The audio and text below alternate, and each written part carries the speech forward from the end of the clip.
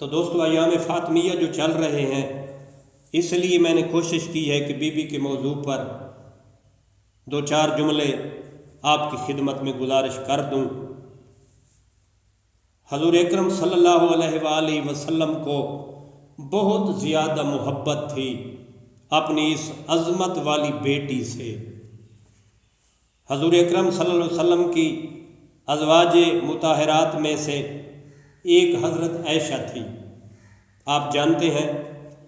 آپ کہتی ہیں کہ میں نے لوگوں میں سے فاطمہ سلام اللہ علیہا کے سوا کسی اور کو نہیں دیکھا جو حضور اکرم صلی اللہ علیہ وآلہ وسلم کے مشابہ ہو، یعنی جس کی شکل پیغمبر جیسی ہو، شباہت مشابہ۔ جس وقت آپ حضور اکرم صلی اللہ علیہ وآلہ وسلم کے پاس تشریف لاتی تو آپ گرم جوشی سے بی بی کا استقبال کرتے، سبحان اللہ، آنکھوں پر بوسہ دیتے اور اپنی جگہ پر بٹھاتے، اپنی جگہ پر۔ اور جب کبھی پیغمبر اکرم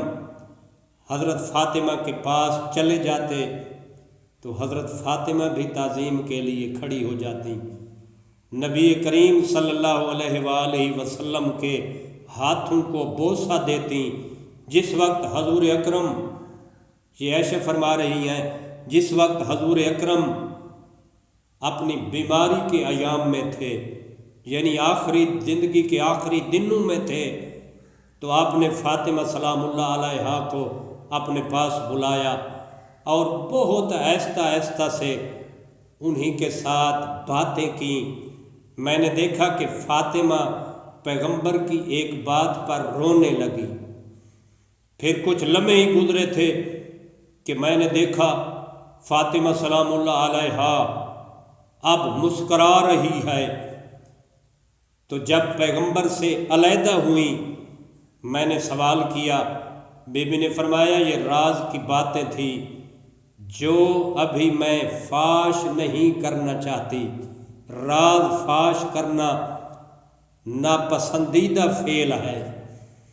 تو یہ جناب عائشہ کہتی ہیں کہ حضور اکرم کی وفات کے بعد جب میں نے بی بی سے وہ وجہ دریافت کی کہ آپ مسکرائی کیوں، پہلے آپ روئی کیوں اور پھر مسکرائی کیوں، تو بی بی نے جواب دیا، پیغمبر اکرم صلی اللہ علیہ وآلہ وسلم نے جب مجھے کہا کہ میں دنیا چھوڑ کر جانے والا ہوں تو میں رو پڑی، اور جب پیغمبر اکرم صلی اللہ علیہ وآلہ وسلم نے مجھے فرمایا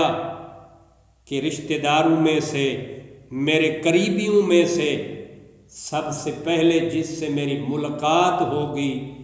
وہ آپ آئیں، تو بی بی نے کہا کہ اس وقت